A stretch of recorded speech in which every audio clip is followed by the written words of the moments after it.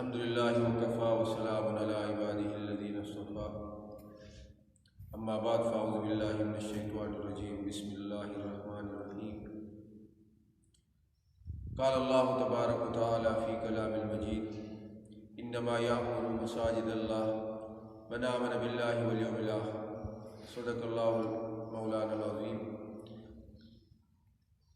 تمام محترم معزز مشران وبشران نوجوانان اللہ جل جلالہ و مختص مکبانی جماعتنا تغیر تعمیر حکم کرے دے اللہ جل جلالہ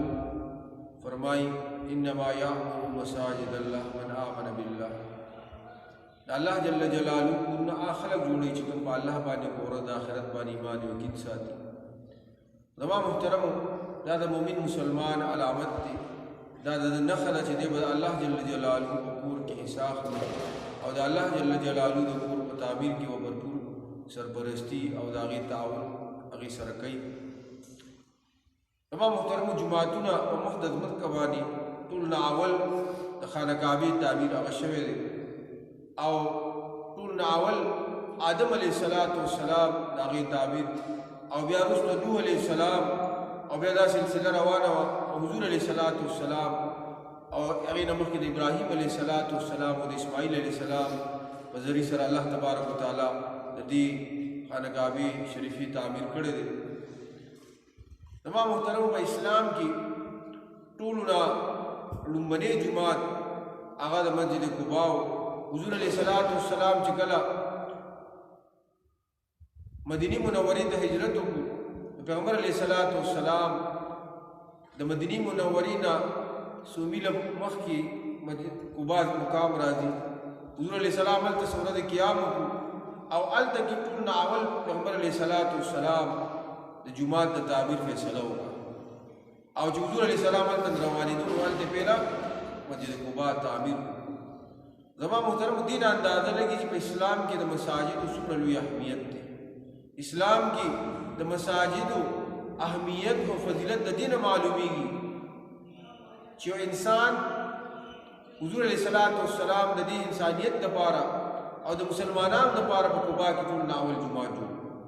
اور بیاد امام محترم حضور علیہ السلام چکل مدینی منوری دا تشریف روڑو تو پا مدینہ منورہ کی پیغمبر علیہ السلام طول ناول دا مسجد نبوی دا تعبیر فیصلہ ہوگا اور پیغمبر علیہ السلام اگر مکہ دا جماعت اگر دا دو بچو اگر واغستا چی اتمانانو اگر واغستا او آغا جماعت تعمیر اگر پیغمبر علیہ السلام بنفس نفیس شروع واللہ محترم دین دا معلومی گی چی حضور علیہ السلام دا جماعت دا تعمیر اہمیت دم رضیات ساتلو چی پلا میں پائی کے حساب استا اور حضور علیہ السلام پا مسجد قباء کے پلا حساب استی دا اور بیا دا مسجد نبوی پا تعمیر کی پیغمبر علیہ السلام پلا حساب استی دا دا مساجد دا اہمیت و دا فضیلت اگا دین آغا واضح حقیقی چی دا سورہ عظیم کار دے و عظیم مقصد دے زمان محترم دین پارا حضور علیہ السلام اپنی زندگی کی دا مسجد نبی دا تعمیر دا علاوہ تقریباً 9 جماعتنا حضور علیہ السلام پر سرپرستی کی پا مدینہ منورہ کی جوڑ شوی اور باقاعدہ پیغمبر علیہ السلام با جماعتنا آغا صحابہ بزری سرا تعاون سرا آغا جوڑ کل اور بیا واقعی صحابان تاغی مقرر کل چتاسو پدی کی دا قرآن تلاوت دا بچیان دا تعلیم و دا تعلیم و سلسلہ جاری ہوئی باقاعدہ باقی کی بموز و دسم کیے دو باقی کی صحابوں چکم بچیان وڑا بچیان وغی تو باقاعدہ دا قرآن ذکر کیے دا علوم دینیوں ذکر باقی تو باقاعدہ کیے دا زمان محترم دا جماعتون و اہمیت و فضیلت مدین اسلام کی دیر لوئے دے او حضور علیہ السلام دا عمل ندا واضح و ثابت دا اور ذکر پیغمبر علیہ السلام فرمائی من بنا للہ مسجدا بن اللہ له بیتا فی الجنہ چاچہ دا اللہ دا کور پا تعمیر کی حصہ واغستا اللہ تبارک و تعالیٰ ودت پا جنت کی محل و کور ورکی و جوڑی ہوتا دید و جدوام محترم دا یو عظیم کار دے عظیم مقصد دے او دا اسلام کی دا دی و دیر لوی